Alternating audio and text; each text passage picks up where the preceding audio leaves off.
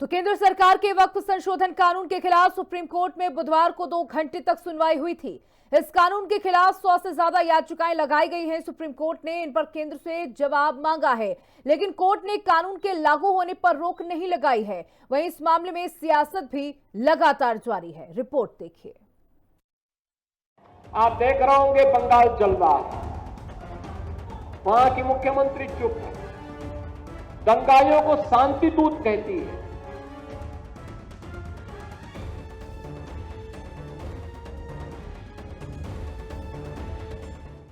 वक्फ कानून बनने के बाद बंगाल ऐसा राज्य है जहां हिंसा रूप ले लिया है।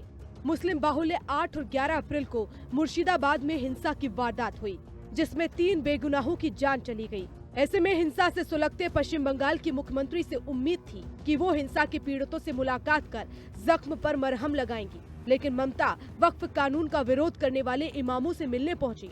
वहां शांति की बात करने की बजाय उन्होंने बीजेपी और यूपी के सीएम योगी आदित्यनाथ पर हमलों की बारिश कर दी। जोगी बड़ो बड़ो बात कर रहा है, सबसे बड़ा भोगी है। महाकुंभ में कितना लोगों का मौत हुआ, कितना लोगों ने इंजर्ड हुआ, कोई लिस्ट ऑफ पब्लिकली दिया नहीं दिया। बड़ा बड़ा बात करते हो, कितने एनकाउंटर में मैं मारा, एक भी में रैली किसी को नहीं करने देते, एक भी मिছিল नहीं करने देते, लोगों को डर दिखा के रख दिया। लोगों ने एक रैली भी नहीं कर सकता है। अरे बांग्लाय तो फ्रीडम आछे। योगी के खिलाफ ममता का आक्रोश इसलिए भी है क्योंकि कल सीएम योगी ने हिंसा के लिए ममता को जिम्मेदार ठहराया था। योगी ने कहा था कि बिना डंडा के दंगाई नहीं सुधरेंगे। आप देख रहे होंगे बंगाल जल रहा है, वहां की मुख्यमंत्री चुप है, दंगाइयों को शांति दूत कहती है। अरे लातों के भूत बातों से कहां मानने वाले हैं। सेकुलरिज्म के नाम पर इन लोगों ने दंगाइयों को दंगा करने की पूरी छूट दे रखी है।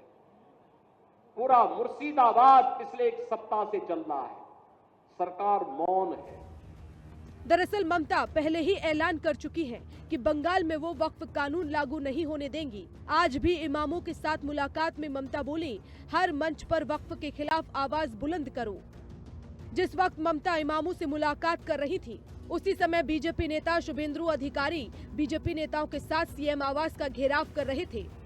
ये लोग की दंगाई है। मुथाबाड़ी, फराक्का, शामशेरगंज में कम्युनल क्लास जो लोग किया है उनको बढ़ावा देना है। उनको ममता बनर्जी भड़का रहा है, दिल्ली जाओ, दिल्ली बंद करो। अरे दिल्ली तो यूपी होकर जाना पड़ेगा, जाओ ना दिल्ली। दिल्ली में, यूपी में, बिहार में ममता नहीं है, जाओ। नीतीश कुमार जी है, योगी आदित्यनाथ जी है, जाओ ना। वोट बैंक के लिए अब कहां तक गिरेंगी, कितना गिरेंगी, क्या मतलब है इसका। हिंदू मारे जा रहे हैं, पलायन कर रहे हैं। अब तो टीवी में आप लोग सब दिखा रहे हैं किस तरह से एक ही गली में हिंदुओं की दुकान जलाई गई, मुस्लिम की छोड़ दी गई। टारगेटेड अटैक रहा है, गरीब को, दलित लोगों को। इधर समाजवादी पार्टी वक्फ कानून और मुर्शिदाबाद हिंसा को लेकर बीजेपी पर हमलावर है, लेकिन बीजेपी कह रही है विपक्ष वक्फ कानून को लेकर गुमराह करना बंद करे। बंगाल से क्या लेना देना, हम ममता जी के साथ है, खत्म बात। वहाँ जो कुछ कम्युनल टेंशन हो रही है वो सब बीजेपी करा रही है।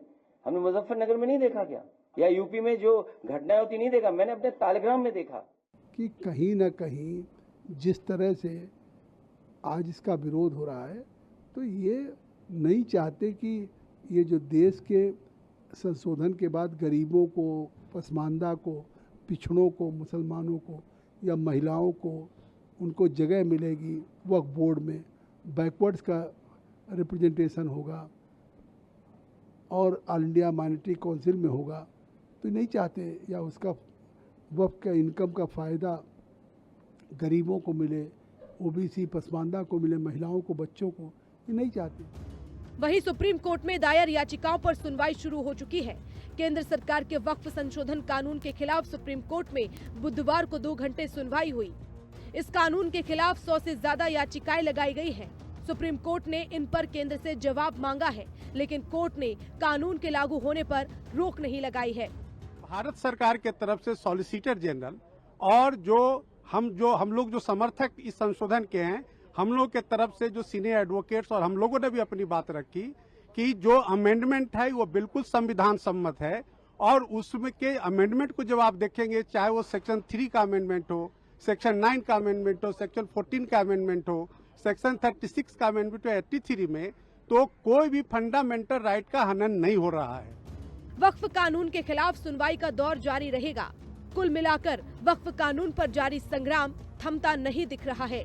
ब्यूरो रिपोर्ट, हिंदी खबर।